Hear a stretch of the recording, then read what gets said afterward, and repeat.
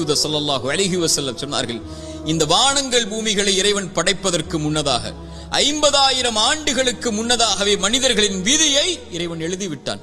எவ்வளவு நாள் இவன் வாழ்வான், எவ்வளவு நாளில் மரணிப்பான், எதை பெறுவான், எதை இழப்பான், இவனுடைய வாழ்வாதாரம் என்ன, இவனுடைய சொத்து என்ன, இவனுடைய நஷ்டம் என்ன, இவனுடைய உறவு என்ன, இவன் பிரிவது என்ன, எல்லாம் எழுதப்பட்டு விட்டது. வானங்கள் பூமி படைப்பதற்கு 50,000 ஆண்டுகளுக்கு முன்னதாகவே தாயுடைய கருவறையில் அவன் இருக்கும் போதே மீண்டும் அதை உறுதிப்படுத்தினான்.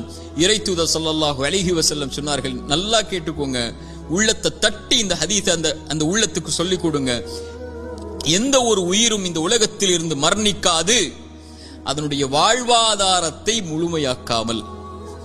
சுப்ஹானல்லாஹ், மீண்டும் சொல்கிறேன், எந்த ஒரு உயிரும் இந்த உலகத்தில் இருந்து மரணிக்காது அதனுடைய வாழ்வாதாரத்தை முழுமையாக்காமல்.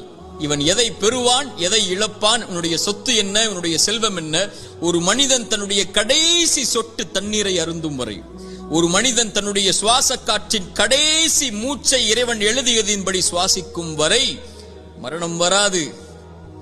ஏன் பயப்படுகிறாய் எதிர்காலத்தை